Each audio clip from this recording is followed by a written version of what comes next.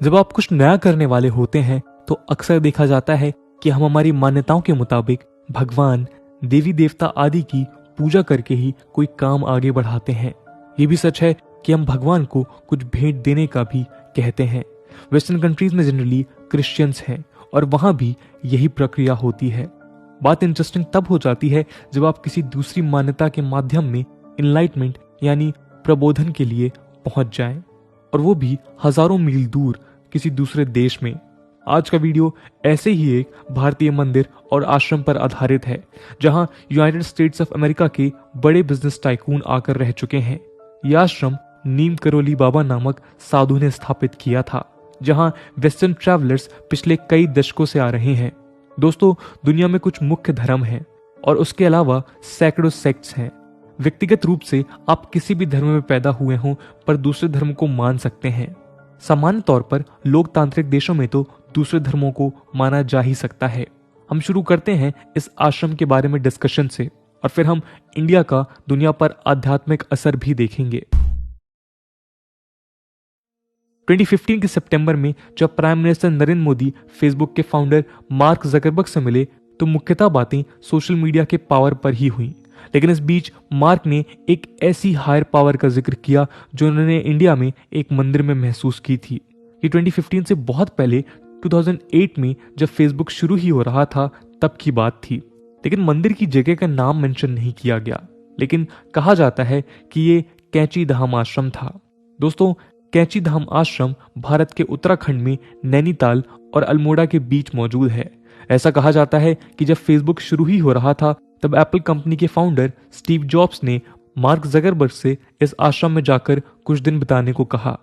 माना जाता है कि फेसबुक आज जिस ऊंचाई पर है उसमें इस आश्रम का मेजर रोल है।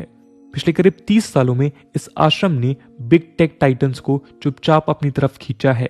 यहाँ गूगल, एप्पल और ईबे जैसी कंपनी से जुड़े टाइकून्स रहने आए हैं।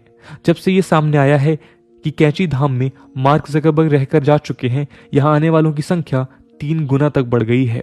कई लोग तो इसे जकरबर्ग टेम्पल तक कहते हैं। भारत में आश्रमों और आध्यात्मिक केंद्रों की संख्या सैकड़ों पर है, पर पश्चिमी यात्रियों ने इतनी बड़ी मात्रा में कैंची धाम को कई दशकों से क्यों विजिट किया है?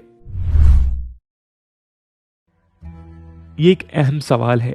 कुछ कारणों पर चर्चा की जा सकती है, लेकिन अब भी ये एक मिस्ट्री है कि साधारण से आश्रम में ऐसा क्या है कि अमेरिकन टेक विजनरीज लगातार यहाँ आते रहते हैं। स्टीव जॉब्स, मार्क जकरबर्ग के साथ साथ गूगल के लैरी पेज और ईबे के को-फाउंडर जेफरी स्कॉल तक यहाँ रहकर जा चुके हैं। गूगल की फिलांथ्रोफी डिवीजन के हेड लैरी ब्रिलियंट भी इस आश्रम में रह चुके हैं। ब्रिलियंट बताते हैं कि यहाँ भोजन, प्रार्थना और प्रेम का एक कॉम्बिनेशन काम करता है। यहाँ खुद को समझने और दुनिया को बदलने वाले आयामों पर फोकस है। श्रद्धालु ये भी कहते हैं कि कैंची का आकर्षण इस आश्रम के संस्थापक नीम करोली बाबा से जुड़ा हुआ है। नीम करोली बाबा एक साधु थे जो उत्तराखंड के पहाड़ों में मिड 20वीं सेंचुरी में रहने गए थे। कुछ वक्त तक वो गुफाओं में रहे और 1964 में यहाँ कैंची धाम बनवाया। एक छोटे कद के व्यक्ति जो शॉल में लिपटे रहते थे, नीम करोली बाबा जनरली एक पेडेस्टल पर बैठे रहते थे। उनकी फिलॉसफी साधारण थी कि सभी लोग एक हैं। यह आश्रम 3 मंदिरों, ऑफिसेज और साधारण सी रहने वाली जगहों का एक क्लस्टर है जो कोशी नदी की ट्रिब्यूटरी के झरनों के करीब स्थित है। यहाँ शांति, मेडिटेशन और सोशलाइजेशन चलता है। मार्क को इस ट्रिप के बारे में स्टीव जॉब्स ने बताया था। इंटरेस्टिंगली जॉब्स भी नीम करोली बाबा से नहीं मिल सके थे। स्टीव जॉब्स 1974 में इंडिया की ट्रिप पर थे। उस दौर में स्टीव ईस्टर्न स्पिरिचुअलिटी में अपनी रुचि बढ़ा रहे थे। उन्हें एक दोस्त ने एक गुरु के बारे में बताया। स्टीव जॉब्स के बायोग्राफर वॉल्टर इसैक्सन लिखते हैं, लेकिन जब तक जॉब्स इंडिया में कैंची आश्रम पहुंचे उन्हें पता चला कि नीम करोली बाबा का देहांत हो चुका था। बहरहाल स्टीव आश्रम में रहे, बाबा के बारे में पढ़ा और कुछ वक्त यहीं बिताया। दोस्तों, अपने कॉन्शियस यानी चेतना को बढ़ाना 1960s और 70s के हिप्पी काउंटर कल्चर से संबंधित है। इसके अलावा जॉब्स की तरह टेक जाइंट्स जिन्होंने कंप्यूटर्स और टेक्नोलॉजी की दुनिया में काम किया, उन्होंने भी चेतना पर मुख्य ध्यान दिया। स्टीव जॉब्स ने इस आश्रम और इंडिया में 7 महीने गुजारे और यहां से जाने के बाद ज़ेन बुद्धिज्म को जीवन भर के लिए अपना लिया। अब 4 दशकों बाद सिलिकॉन वैली की बड़ी कंपनीज माइंडफुल काउंसलर्स को काम पर रख रही है। और डिजिटली डिस्ट्रैक्टेड एम्प्लॉयज के लिए मेडिटेशन रूम्स भी बनाए गए हैं। अब हम बात करते हैं इंडिया के फिलोसॉफिकल इम्पैक्ट की एक ग्लोबल लेवल पे। ये कहना कि आज दुनिया आपस में जुड़ी हुई है एक बड़ी ऊपरी और क्लीशे बात है। ऐसा पहले कभी नहीं हुआ कि दुनिया आपस में इतनी छोटी लगती हो।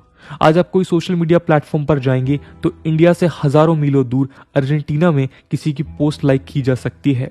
सोशल मीडिया कैंपेन्स अब किसी इंटरनेशनल बॉर्डर के मोहताज नहीं है। देशों के बीच का सफर और अपने आइडियाज का आदान प्रदान अब बहुत आसान हो चुका है। कोविड-19 पैंडेमिक की बात करें तो वैक्सीनेशन को लेकर पूरी दुनिया साथ काम कर रही है। हाँ, ये बात सही है कि हेल्थ, जॉब्स और डेथ्स पर दिक्कतें आती हैं, पर इनके हल भी निकाले जा सकते हैं और देश आपस में कोशिश कर भी रहे हैं कि इनके हल निकाले जाएं। इस तरह की धारणा, आपस में मिलकर रहना और इंटरकनेक्टेडनेस को इंडियन थिंकर्स पिछले 2000 सालों से रिफ्लेक्ट कर रहे हैं। इंडियन फिलॉसफी ने दुनिया को महत्वपूर्ण और वक्त वक्त पर इंसाइट्स देकर वाइज डिसीजन लेने की ओर पुश किया है। 8th सेंचुरी के बुद्धिस्ट मॉन्क शांतिदेवा ने guide to the awakened way of life में जीवन के रास्ते पर इग्नोरेंस और सफरिंग से होते हुए स्पिरिचुअल लिबरेशन की बात कही है। हिंदू स्क्रिप्चर भगवद गीता, जो 400 BC से 200 BC के बीच लिखी गई, लिटरेचर की दुनिया में एक क्लासिक स्थान रखती है। हालांकि गीता में ग्रेट वॉरियर अर्जुन और उनके दोस्त और स्पिरिचुअल एडवाइजर भगवान कृष्णा के बीच की बातें हैं, लेकिन गीता हमें यह भी बताती है कि कैसे किसी व्यक्ति के एक्शंस स्पिरिचुअल फ्रीडम का रास्ता बना सकते हैं। इन टेक्स्ट के साथ साथ कई और ग्रंथ और फिलॉसफीज हैं जो दुनिया में आज भी रेजोनेट करती हैं। तो हम ये कह सकते हैं कि वेस्टर्न कल्चर को इंडियन फिलॉसफी ने बहुत प्रभावित किया है और पहले से करती आई है। तो दोस्तों, ये थी कहानी इंडिया के एक ऐसे आश्रम की जिसने सालों से बिग टेक टाइटन्स को अपनी तरफ अट्रैक्ट किया है।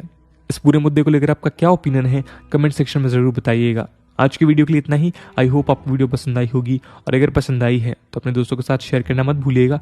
हम मिलते हैं अगले वीडियो में, तब तक के लिए जय हिंद, जय भारत।